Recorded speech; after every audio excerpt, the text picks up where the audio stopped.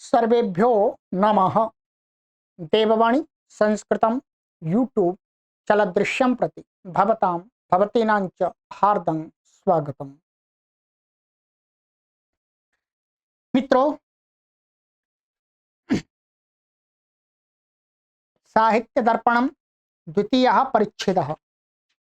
साहित्य दर्पण के द्वितीय परिच्छेद को पढ़ रहे हैं और ये हमारा कक्षा संख्या है 13 में।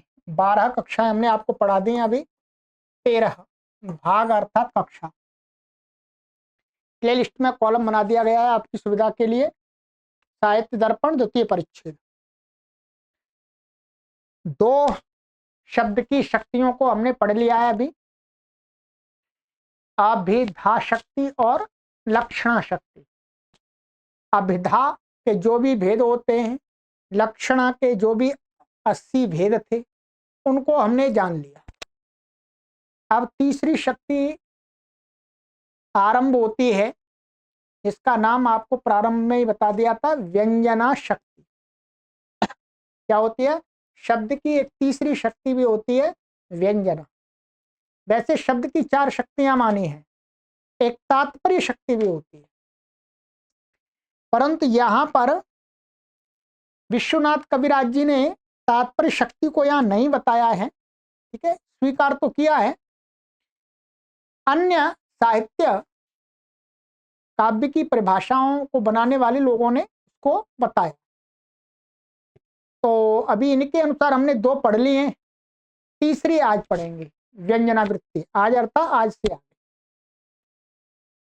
चलिएगा मित्रों, और थोड़ा सा हमारा निवेदन है कि देववाणी संस्कृतम निःशुल्क ऑनलाइन संस्कृत शिक्षण केंद्र के लिए एक कंप्यूटर और एक कैमरे की आवश्यकता है। पूर्व से ही हम कई बार निवेदन करते आ रहे हैं, बहुत कम हमें सहयोग आप लोगों का प्राप्त हुआ है। तो आप इस ट्रस्ट का ये अकाउंट है, A12 और ATG सुविधा के अंतर्गत ये ट्रस्ट आता है। तो आप अपना दान इस सुविधा के अंतर्गत आकर के प्रदान कर सकते हैं।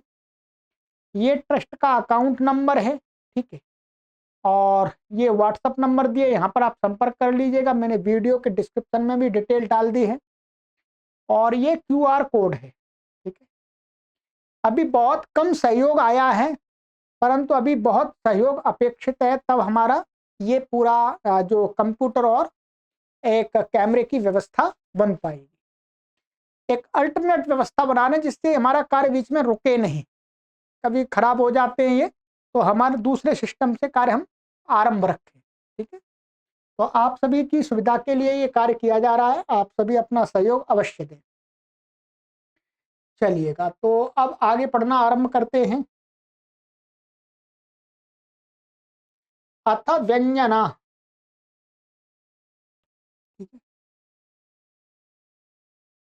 इसके लिए कारिका यहाँ पर इन्होंने दी है, वीरता स्वभिधाद्यासु ययार्थो बोध्यते परः सा वृत्तिरव्यंजना नाम शब्दस्यार्थादिकस्य च।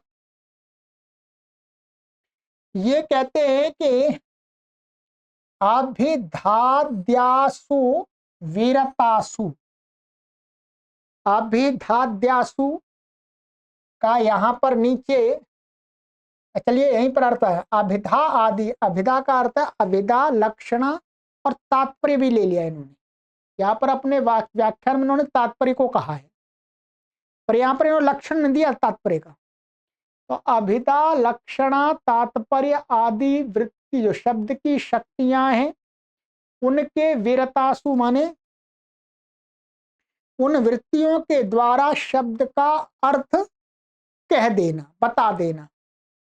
बता देने पर लक्षणा के द्वारा जहां अर्थ चाहिए वहां लक्षणा बता दिया, लक्षणा वृत्ति ने, लक्षणा शक्ति ने। अभिधा के द्वारा जहां पर संकेतित अर्थ का बोध होता है वहां अभिधा से हो गया, या तात्पर्य के द्वारा ता होना चाहिए वहां हो गया। अब कहते इनके अपने अपने अर्थों को, अपनी इन शब्द की शक्तियों से अपने अपने अर्थ को बता देने पर, माने इन वृत्तियों का कार्य समाप्त हो जाने पर कहते अपरः अर्थः, माने लक्षणा के द्वारा लक्ष्य, अभिधा के द्वारा अभिधेय, तात्पर्य के द्वारा तात्पर्य अर्थ का बोध हो जाने पर उसके बाद भी कोई और वहां पर अपर माने कोई और भी नया अर्थ बोध्यते जाना जाता है, समझा जाता है, तो वो जिसके द्वारा यया, जिस वृत्ति के द्वारा वो नया अर्थ जाना जाता है, तो कहते हैं सा वृत्तिर व्यंजना नाम, वो वृत्ति का नाम ही व्यंजना वृत्ति है, व्यंजना शक्ति। मानिएगा एक शब्द कहे, उसका अभिधा वृत्ति के अभिधा शक्ति के द्वारा उसका प्रसिद्ध अर्थ का बोध हो गया। प्रसिद्ध अर्थ का बोध होने के पश्चात भी उससे और कुछ अर्थ ने का बोध हो रहा है, तो वो जो और अर्थ का बोध हो रहा है माने और किसी भिन्न अर्थ का बोध हो रहा है, अन्य अर्थ का भिन्न माने अन्य अर्थ का बोध हो रहा है, वो अर्थ जिस वृत्ति के द्वारा होता है वो उस शब्द की व्यंजना शक्ति होती है। इसी प्रकार से लक्षणा के द्वारा अपना लक्ष्यार्थ को बता देने के बाद फिर वहां पर उसी शब्द से किसी अन्य अर्थ का बोध हो रहा है, तो वो व्यंजना शक्ति के द्वारा होता है। ऐसे तात्पर्य तो कहते हैं व्यंजना नाम सा वृत्ति शब्दस्य अर्थादिकस्य च, वो शब्द की शक्ति अथवा अर्थादि की शक्ति होती है, माने वो शाब्दी व्यंजना होती है, आर्थी व्यंजना आदि होती हैं। ठीक है, अब ये आगे बताएंगे शाब्दी और आर्थी किस प्रकार से भेद हैं इस व्यंजना के। अब यहाँ पर इन्होंने इसका व्याख्यान किया है, शब्द बुद्धि कर्मणाम विरम्य व्यापाराभावः इति नयेन अभिधा लक्षणा तात्पर्याख्यासु तिसृषु वृत्तिषु स्वं स्वं अर्थं बोधयित्वा उपक्षीणासु यया अन्यः अर्थः बोध्यते सा शब्दस्य अर्थस्य प्रकृति प्रत्ययादेश्च शक्तिर्व्यंजन शक्ति व्यंजन ध्वनन गमन प्रत्यायन आदि व्यपदेश विषया व्यंजना नाम। ये इसी कारिका का अर्थ खोल रहे हैं। कहते हैं कि नयन में नीति से न्याय से, न्याय है एक न्याय है। क्या न्याय है कि शब्द बुद्धि कर्मणाम विरम्य व्यापाराभाव, कि शब्द और कर्म, ध्यान रखेंगे,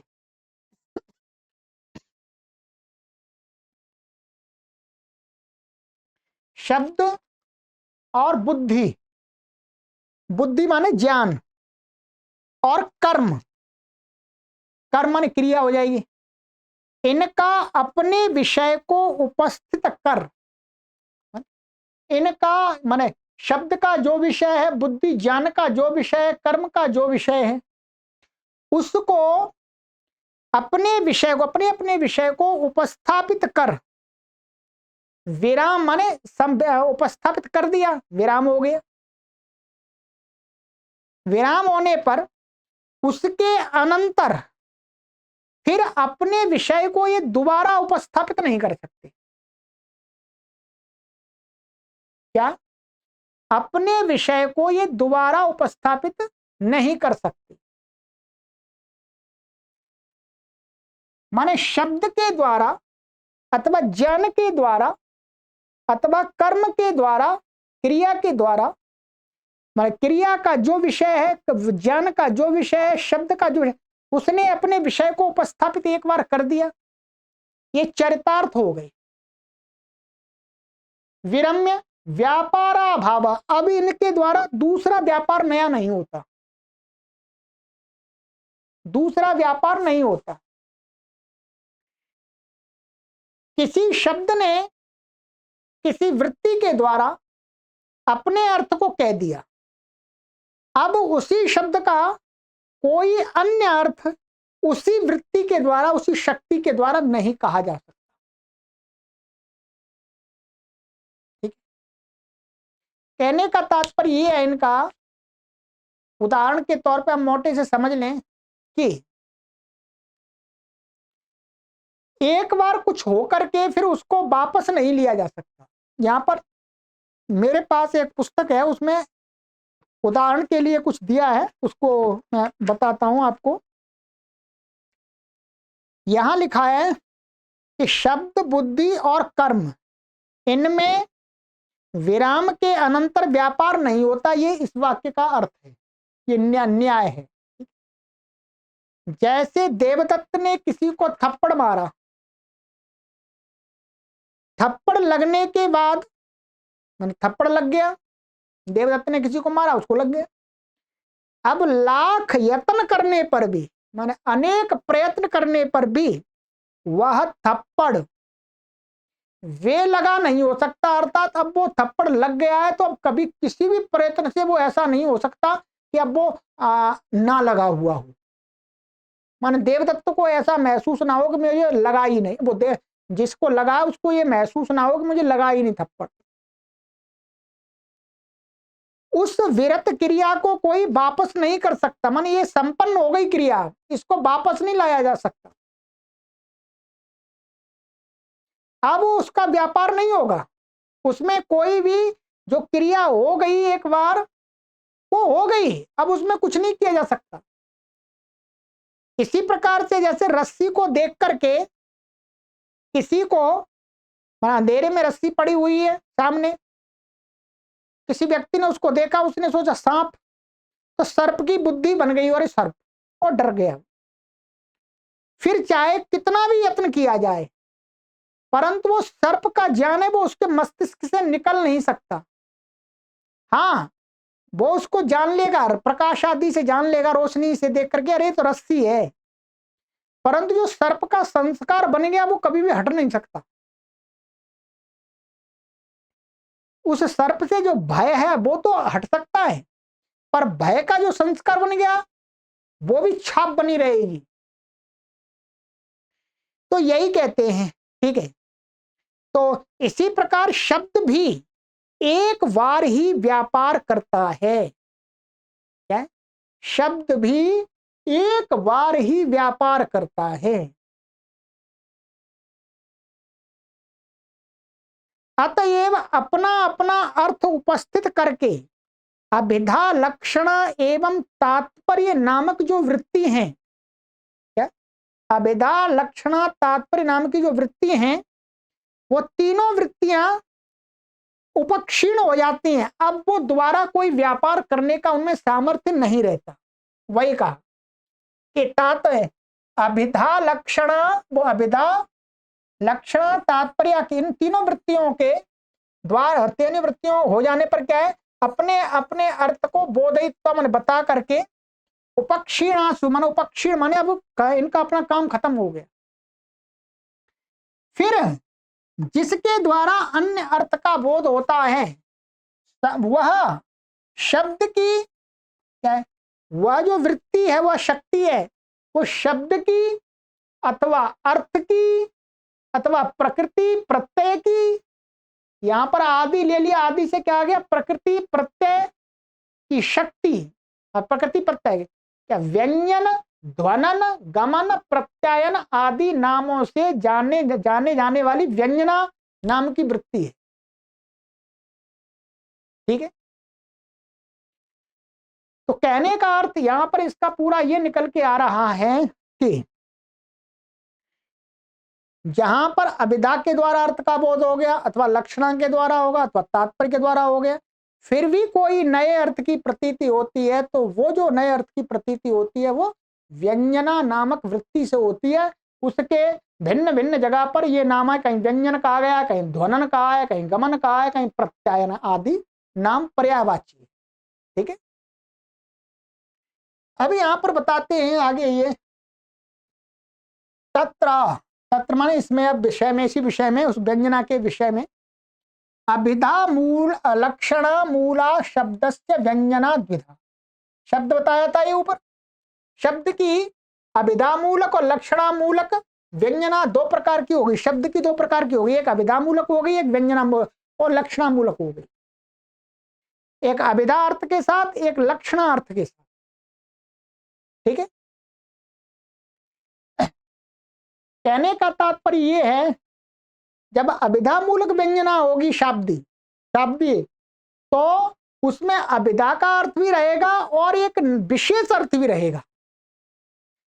तो अभिधा के द्वारा तो प्रसिद्ध अर्थ का बोध हो जाएगा, और व्यंजना के द्वारा उसमें उसको विशेष अर्थ से लिंक किया जाएगा, ये कहने का तात्पर्य।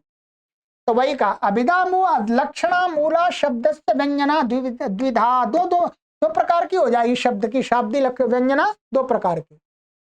अभिधा मूलम आह, पहले अभिधा मूला वाली उसको व्यंजना को बताते हैं। अनेकार्थस्य शब्दस्य संयोगाद्यैर नियंत्रिते एकत्रार्थेन्य धी हेतुर्व्यंजना साभिधाश्रया।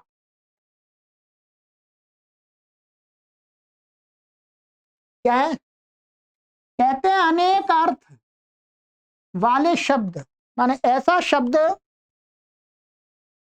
जिसके अनेक अर्थ होते हैं। कई शब्द ऐसे होते हैं जो अनेकार्थवाची होते हैं। अनेकार्थवाची बहुत सारे शब्द हैं, जैसे पृथ्वी है और इंद्र है, राजा है, इनके कई अर्थ हैं। ईश्वर है, तो ये अनेकार्थवाची शब्द हैं। गौ है, तो अनेक अर्थ वाले शब्द, जैसे शब्द के अनेक अर्थ है, ऐसे शब्द को संयोग, ये बिंदिया पर अनुस्वार, संयोगाद्यैर नियंत्रते, संयोग विप्रयोग आदि, ये आगे बताएंगे अभी। संयोग माने संबंध आदि के द्वारा, नियंत्रित एकत्र अर्थे, वो अनेकार्थक शब्द को संयोग संबंध आदि के संयोग से, संबंध आदि के द्वारा उसके किसी एक अर्थ में नियंत्रित में निश्चित करने पर, निश्चित होने पर अन्य धी हेतुर व्यंजना, कहते हैं अन्य माने एक किसी अर्थ में, और अन्य माने विशेष अर्थ, विशेष धी माने विशेष ध्यान, ज्ञान की हेतु जो शब्द की शक्ति होती है वो व्यंजना होती है। वो व्यंजना कौन सी होती है? अभिधाश्रया। क्या? अभिधा मूला, माने अभिधाश्रया मा का अर्थ अभिधा मूला। उसमें अभिधा माने संकेत अर्थ भी होता है, मुख्य अर्थ भी होता है, और क्या संबंध आदि के द्वारा वो एक विशेष अर्थ होता है। यहां पर अन्य का यही अर्थ है कि एकत्रार्थे अन्य धी हेतु हो, उन अनेक अर्थों में से किसी एक अन्य अर्थ का, माने उसी में से अन्य माने किसी एक अर्थ का ज्ञान निश्चित कराने का जो हेतु होती है, वो शब्द की कौन सी शक्ति होती है? व्यंजना।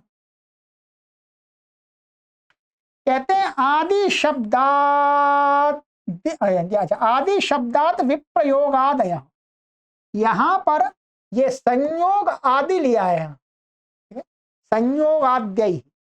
तो संयोग आदि, आदि शब्द क्या? आदि शब्द से विप्रयोग आदि लिए।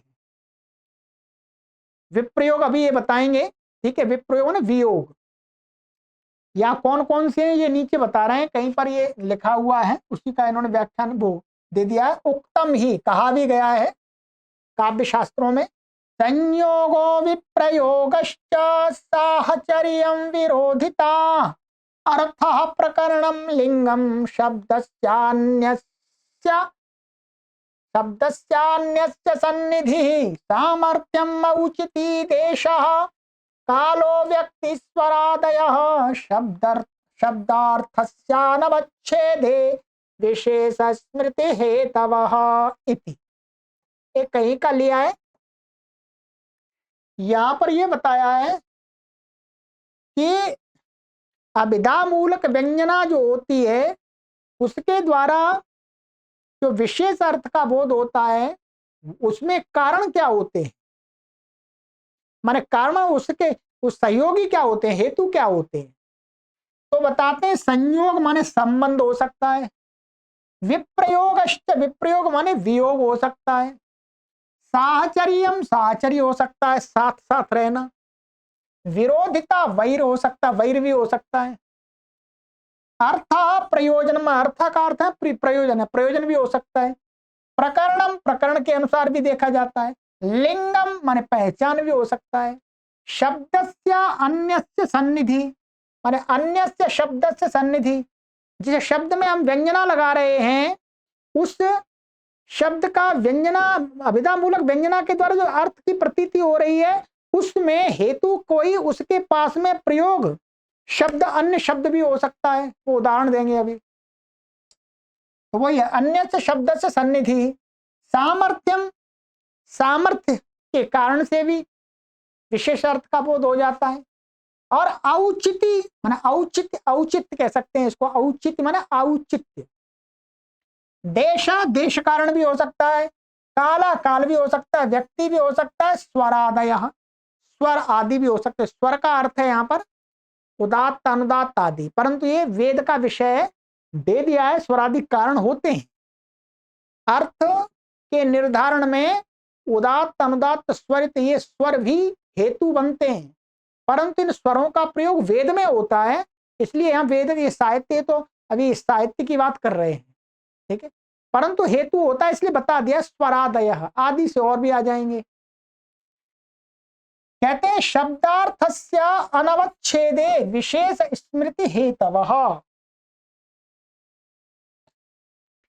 कि अनेकार्थ जो शब्दार्थ शब्द है उस शब्द के अर्थ में अनवच्छेदे माने संशय उपस्थित होने पर, कोई शब्द है उसके कई अर्थ हैं, अब उस जहां पर उसका प्रयोग है वहां पर संशय हो रहा है, ये अर्थ हो ये अर्थ हो ये अर्थ हो, तो अनवच्छेदे का अर्थ है यहाँ पर संशय उपस्थिति, संशय उपस्थित होने पर। कहते हैं विशेष स्मृति माने विशेष अर्थ का बोध कराने वाला जो हेतु होते हैं, ये हेतु होते हैं, माने संशय की स्थिति होने पर किसी विशेष का जो बोध होता है उसमें ये हेतु बनते हैं सारे, ठीक है। चलिएगा ये हो गया, अब इसमें क्रमशः देख लेते हैं, जितना हो जाएगा उतना देख लेते हैं, ठीक है।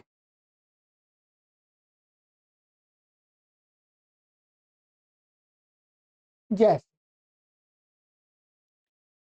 अब आगे दे रहे क्रम से देखते जाएंगे, स शंख चक्रो हरि इति माने ये कहीं पर प्रयोग हुआ है, स शंख चक्रो हरि। क्या भाई यहां पर जो हरि शब्द है, हरि शब्द के अनेक अर्थ होते हैं, हरि शब्द के अमरकोश आदि में क्या अर्थ है, यम अर्थ भी है और अनिल अर्थ भी है, इंद्र अर्थ भी है, चंद्र अर्थ भी है, अर्क अर्थ भी है, विष्णु अर्थ भी है, सिंह भी है, अंशु भी है, वाजी भी है, शुक भी है, अहि माने सर्प भी है, कपि बंदर भी है, और भेक माने मेढक भी है।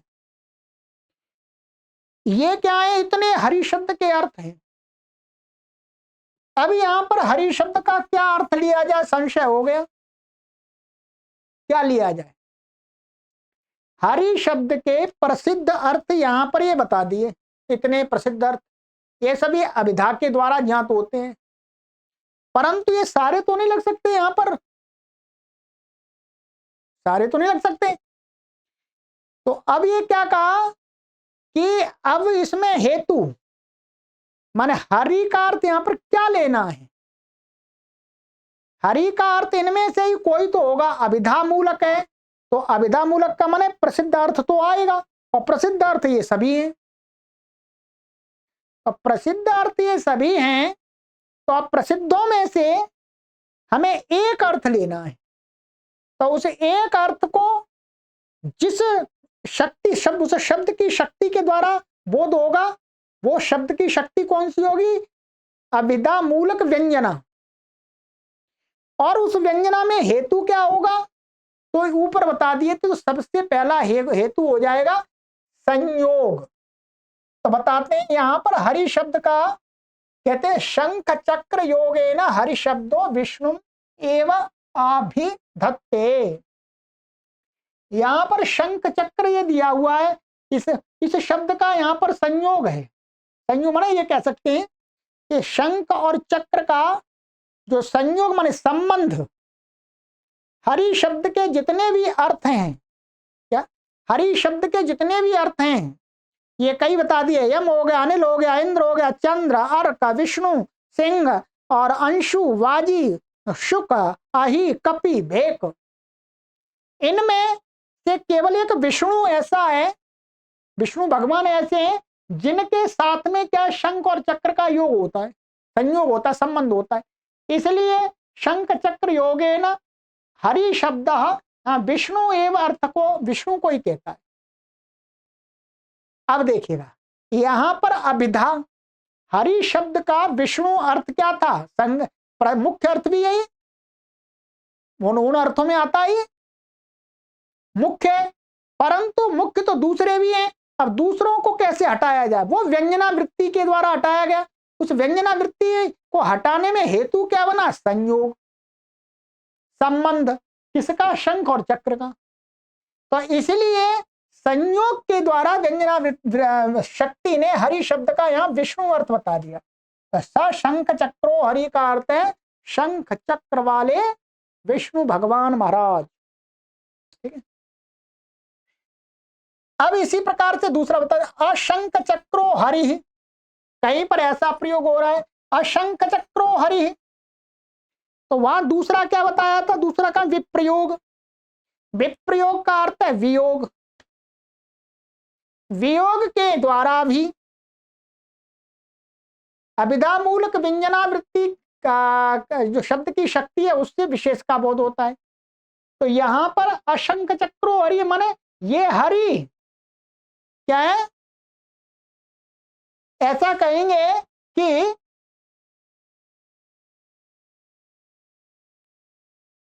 तो यहां पर अशंख चक्रो हरि, तो अब यहां पर हरि किसको कहता है, तद वियोगेन, तद वियोगेन माने यहां पर नहीं समास है, तो शंख और चक्र नहीं है।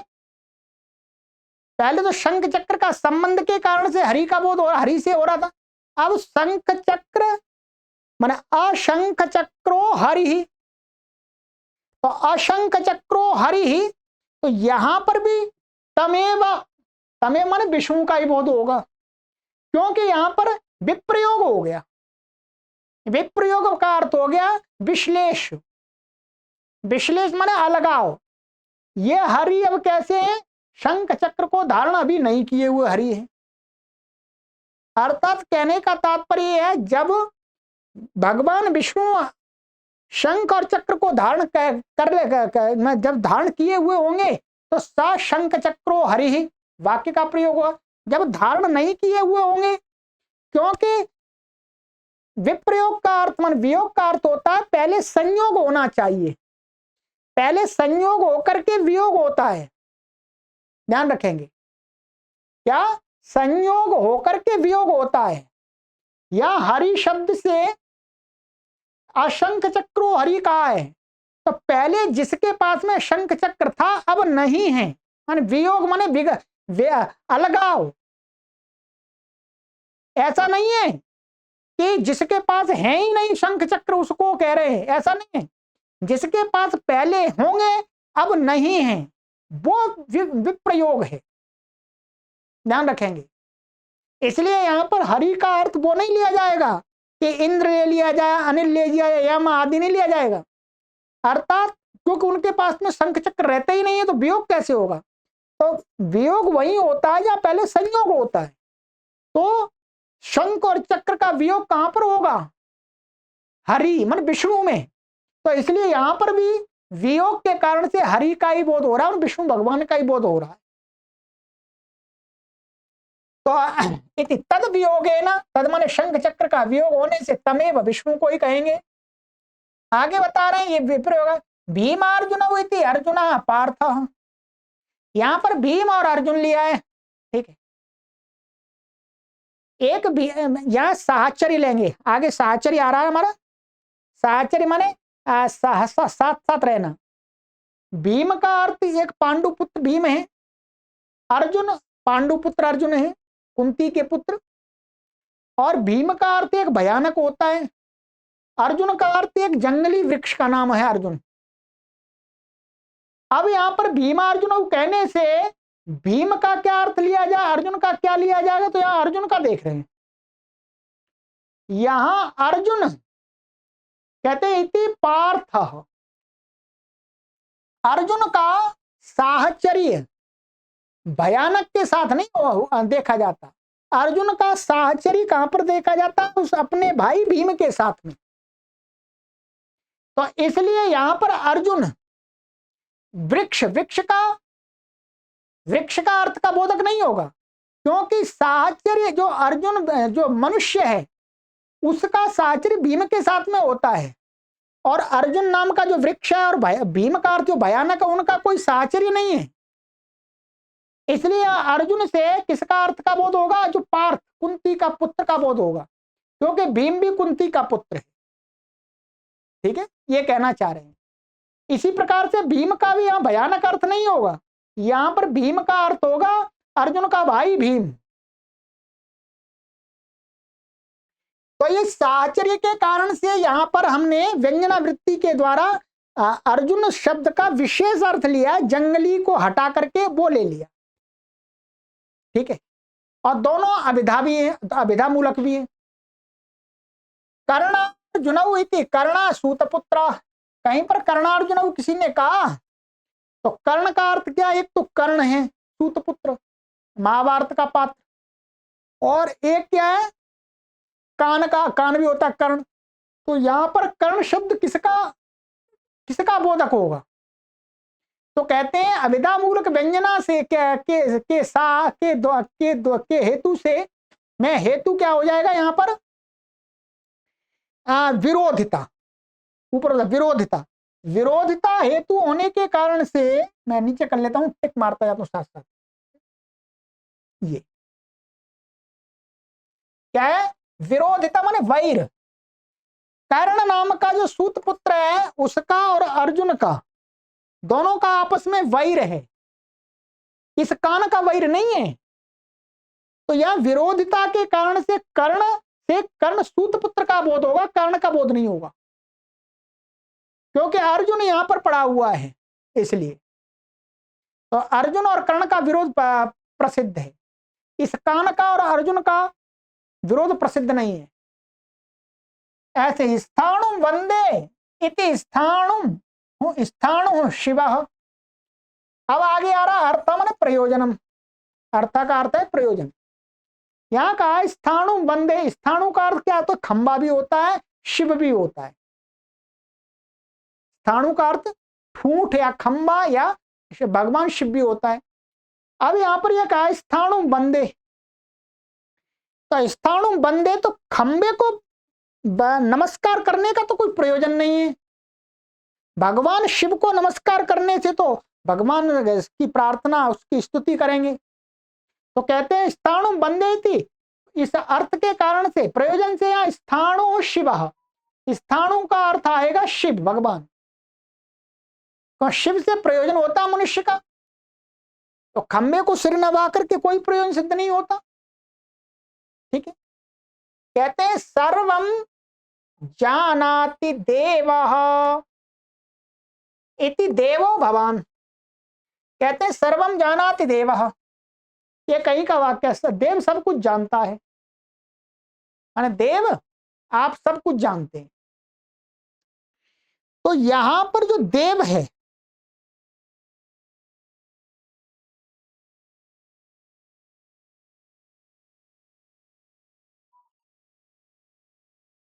यहां पर ये हमारा आ रहा है, कौन सा था ये, प्रकरण, क्या है प्रकरण, प्रकरण कहते हैं प्रकरण के द्वारा। तो यहां पर क्या है, श्रोता और वक्ता, वक्ता कह रहा है सर्वम जानाति देव। अब यहां पर देव, जो देव शब्द है, देव पद का अर्थ क्या है? प्रकरण अर्थ यहां राजा आदि है, अप्रकृत नहीं। देव का अर्थ देवता भी होता है, परंतु ये जिस प्रकरण में कहा जा रहा है वहां पर देव शब्द माने कोई व्यक्ति राजा को कह रहा है। तो देव शब्द से यहां देवो भवान क्या आ जाएगा? देवो भवान माने भवान माने आप राजन। तो देव शब्द यहां पर क्या हो जाएगा? प्रकरण से यहां पर भवान माने राजा को कहेगा, देवता को नहीं कहेगा। इसी प्रकार से कुपितो मकर ध्वज इति मकर ध्वज कामः। ये क्या कहा? कुपिता मकर ध्वज, कुपित माने क्रोधित। मकर ध्वज कई अर्थ होते हैं। मकर ध्वज का एक अर्थ होता है समुद्र, और मकर ध्वज का एक अर्थ होता है काम। अब यहां पर कौन सा अर्थ लिया जाए? तो अभिधा मूलक व्यंजनावृत्ति के साथ क्या? लिंग माने पहचान, पहचान के हेतु से, पहचान हेतु से, अर्थात समुद्र कुपित नहीं होता, वो तो जड़ है। कामदेव, कामदेव को ऐसा माना गया वो कुपित हो जाते हैं। कामदेव यहां एक प्रकार से चेतन मान करके कह रहे हैं। तो मकर ध्वज का अर्थ यहां पर क्या लिया जाए? काम, क्योंकि कुपित होना मकर ध्वज उस काम की पहचान है, काम का लिंग है, अर्थात काम की पहचान कैसे होती है? कुपित होने से। समुद्र अर्थ नहीं लिया जाएगा, ये लिंग के कारण से आया यहां पर। देव पुरारी पुरारी शिव, ठीक है। यहां पर ये बताया इन्होंने कि पुरारी ये लिया है। पुर जो शब्द है पुरारी, पुरारी लिया है इन्होंने, ठीक है।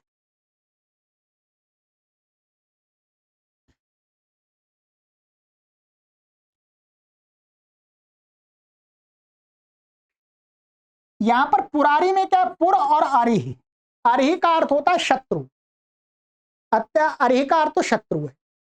अब देवा पुरारी, पुर का अर्थ यहां पर क्या? अच्छा ये पुर है, यहां पर पुर शब्द का अर्थ होता है देह, शरीर भी होता है। क्या होता है? पुर शब्द का अर्थ देह भी होता है और नगर भी होता है। पुर शब्द माने नगर, नगर होते हैं उनको पुर बोलते हैं,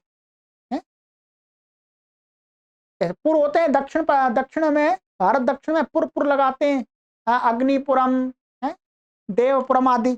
तो पुर नाम नगर का भी है, परंतु यहां पर क्या है? आगे एक आ रहा था कि ये शब्द अन्य से शब्द से सन्निधि, किसी दूसरे शब्द के सन्निधि से भी विशेष अर्थ का बोध होता है। तो अब यहां पर जो ये है, अब ये पुरारी ही यहां समास कर दिया, माने पुरारी ही, पुरारी पुर और अरीन का समास हुआ है। समास होने पर यहां पर क्या है? ये कहने का अर्थ है इनका कि ये सानिध्य से त्रिपुर के शत्रु माने देह के शत्रु शंकर, ऐसा अर्थ आएगा। यहां पर पुर का पुरारी ही, यहां पर ये नगर का शत्रु नहीं अर्थ आएगा, क्या? नगर का शत्रु अर्थ नहीं आएगा। यहां जो पुर में, पुर का अर्थ आएगा देह, देह के शत्रु हैं त्रिपुरारी, ऐसा अर्थ आएगा। तो देह के शत्रु कौन है? शिव भगवान, ठीक है। ऐसा इन्होंने दिया यहां पर।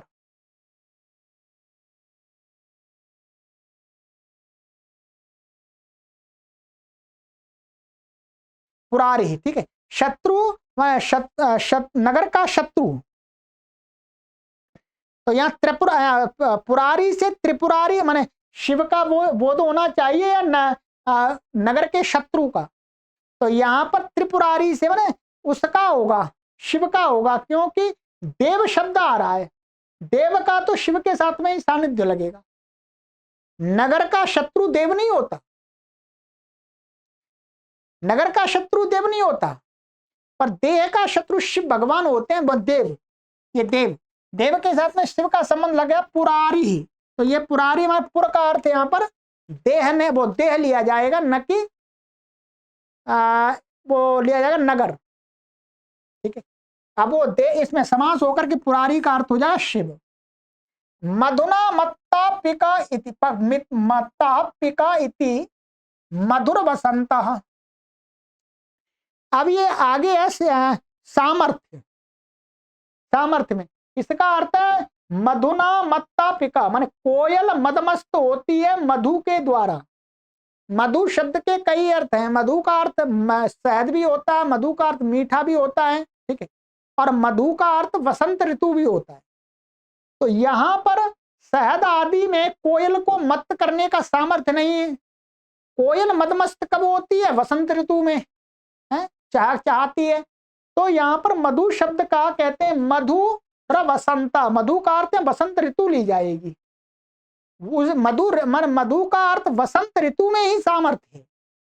इस कारण से व्यंजना माने अविदा मूलक व्यंजना शाब्दी लक्षण, शाब्दी शक्ति से किसका बोध होगा? वसंत ऋतु का, सामर्थ्य हेतु से। चलिएगा और देख लेते हैं थोड़ा सा।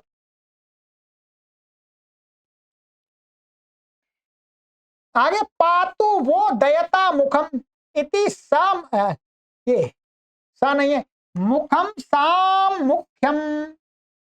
यहां पर कोई व्यक्ति अर्थात एक ऐसा प्रेमी व्यक्ति जो जिसकी प्रेमिका कुपित हो गई, क्या प्रेमिका कुपित हो गई है जिसकी, ऐसा खिन्न मन वाला कोई प्रेमी व्यक्ति, उस प्रेमी व्यक्ति का कोई मित्र है, वो मित्र कहता है, क्या कहता है कि पातु वो दयता मुखम, तुम्हारे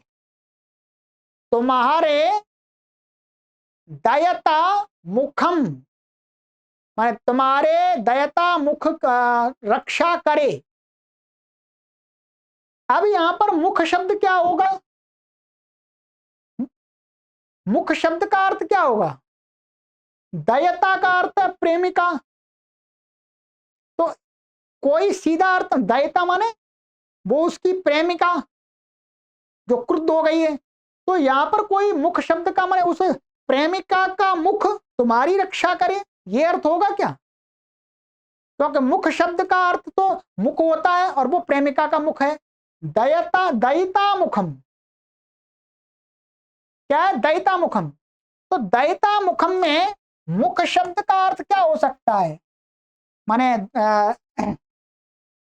उस प्रेमिका जो दया करने के भाव वाली प्रेमिका, तो कहते हैं नहीं, यहां पातु वो दयता, दयिता मुखम में जो मुख शब्द है वो इसके कारण से औचित्य,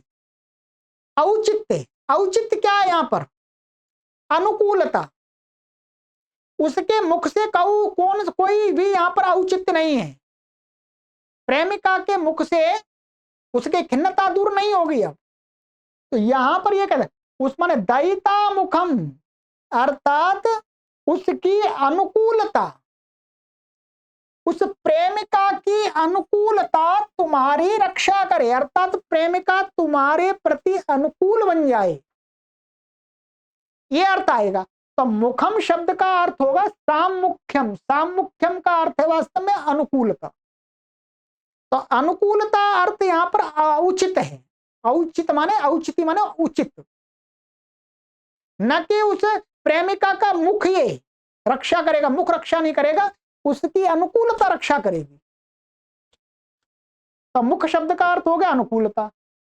इसी प्रकार से विभाति गगने चंद्रा इति चंद्र शशि, ये कहा विभाति गगने चंद्र, चंद्र शब्द के कई अर्थ हुआ करते हैं, ठीक है। क्या है चंद्र शब्द? क्या है? मेघ का वाचक होता है, सोने का, स्वर्ण का वाचक होता है, कपूर आदि अनेक अर्थ होते हैं उसके। अब यहाँ विभाति गगने चंद्रा, यहाँ पर आकाश में चंद्र प्रकाशित होता है। तो चंद्र, सोना तो प्रकाशित नहीं होता, मेघ तो प्रकाशित नहीं होता, वो चंद्रमा प्रकाशित होता है, तो चंद्र का अर्थ क्या आ जाएगा यहां पर? शशि, चंद्र शशि। ये किसके कारण से आया? ये हमारा आया इसमें देश के, क्योंकि इस शशि चंद्रमा का स्थान क्या है? गगन, गगन देश है, वो गगन में रहता है। वो कहां रहता है? सोना गगन में नहीं रहता, सोना गगन में नहीं रहता, और मेघ गगन में रहता है, तो वो विभाति माने प्रकाशित नहीं होता। तो अभिधा मूलक व्यंजना शक्ति के द्वारा जो देश के हेतु से यहां पर चंद्र का अर्थ क्या आ जाएगा? चंद्रमा शशि। सब में ऐसे निशि चंद्र भानु इति चित्रभान, चंद्र भानु ने निशि चित्र भानु इति चित्र भानुर्वहनी। कहते हैं निशि रात्रि में चित्र भानु। अब जो चित्र भानु है, तो चित्र भानु पद के भी सूर्य अर्थ है, अग्नि अर्थ है, इत्यादि अनेक अर्थ हैं। ठीक है,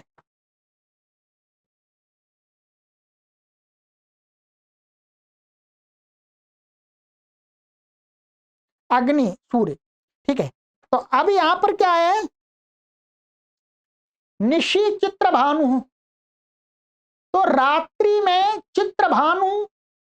अब चित्र भानु है, रात्रि में चित्र भानु, तो चित्र भानु का अर्थ क्या बताया? एक सूर्य भी बताया, अग्नि भी बताया। तो यहां पर रात्रि में सूर्य तो हो नहीं सकता, वो रात्रि तभी होती है सूर्य नहीं होता। इसका मतलब यहां पर क्या अर्थ आएगा? व्यंजना के द्वारा, व्यंजना के द्वारा यहां पर चित्र भानु का अर्थ आएगा बहनी, निशि चित्र भानु का अर्थ है निशि बहनी। ठीक है, ये किसके कारण से आया? ये आया हमारा काल, माने काल माने समय। रात्रि के समय में अग्नि हो सकती है, रात्रि के समय में सूर्य नहीं होता, तो इसमें काल हेतु बन गया। भाति रथांगम इति नपुंसक व्यक्त्या रथांगम चक्रम। ठीक है, यहां पर इसका ये बताते हैं कि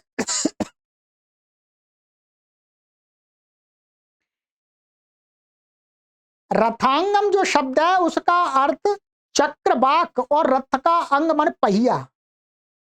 दो अर्थ हैं, एक चक्रवाक और एक रथ का पहिया, इन दो अर्थ हैं ये।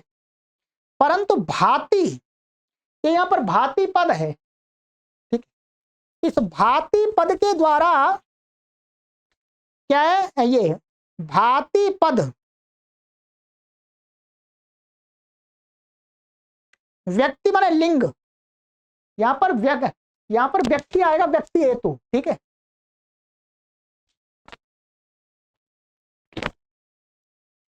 तो यहां पर कहते हैं इसके साथ में रथांगम का कौन सा अर्थ लिया जाए? चक्रवाक लिया जाए अथवा रथ का पहिया लिया जाए? तो ये कहते हैं कि यहां पर ये नपुंसक लिंग है इसका। क्या? व्यक्ति, व्यक्ति माने नपुंसक लिंग, स्त्रीलिंग, पुल्लिंग। ये क्या है? नपुंसक लिंग। तो नपुंसक लिंग जो शब्द होता है वो चक्रम, चक्र का वाचक होगा, न कि चक्रवाक का वाचक। तो यहां पर इस रथांगम इति नपुंसक व्यक्त्या, नपुंसक लिंग के कारण से रथांगम चक्रम माने रथ का पहिए का बोध होगा। रथांगम का अर्थ है रथ का पहिया। ठीक है,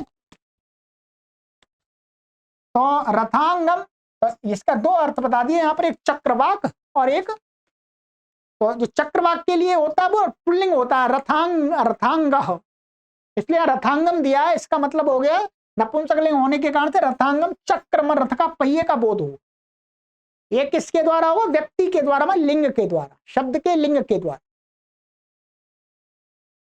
अंतिम बताते हैं स्वरस्तु वेद एव विशेष प्रतीति कृन न काव्य इति तस्य विषयो नोदाहितः। स्वर, स्वर माने उदात्त अनुदात्त के द्वारा भी विशेष अर्थ का बोध होता है व्यंजना शक्ति के द्वारा। व्यंजना शक्ति, शब्द की व्यंजना शक्ति से तो कहते हैं वो वेद का विषय है स्वर, इसलिए विशेष प्रतीति कृत न काव्य, काव्य में नहीं होता, साहित्य में नहीं होता।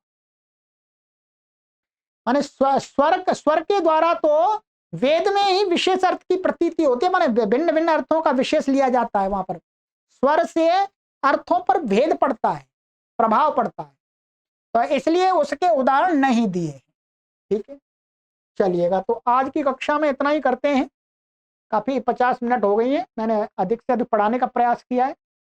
थोड़ा तो आपको मेहनत करनी पड़ेगी, बाकी मैंने आपको सरल कर दिया। ठीक है, तो अब क्या हमने आपको इसमें बता दिया आज, एक तो ये व्यंजना वृत्ति बता दी थी आपको, ये बताइए व्यंजना वृत्ति। और व्यंजना वृत्ति क्या होती है, जहां पर लक्षणा अभिधा, वो अभिधा लक्षणा और तात्पर्य वृत्तियां काम करने के बाद, अपना अपना काम, अपना अपना अर्थ बता देने के बाद फिर भी किसी नए अर्थ की प्रतीति होती है, बोध होता है, तो उस बोध को कराने वाली जो वृत्ति होती है उसी को व्यंजना कहा गया है। ठीक है, बाकी ये समझा दिया था। और व्यंजना के अनेक नाम हैं और वो शाब्दीय आर्थी भेद से कई प्रकार की है। और फिर हमने आज जाना है कि अभिधा मूला माने 2 प्रकार की होती है, अभिधा और लक्षणा मूला, अभिधा मूला व्यंजना लक्षणा मूला। तो अभिधा मूला को हमने आज जान लिया। ठीक है, तो अभिधा मूला के उदाहरण भी कई सारे आ गए।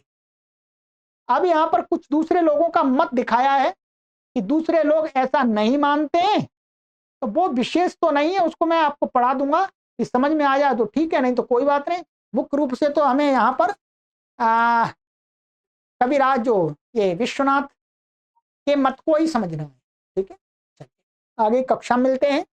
सर्वेभ्यो नमः।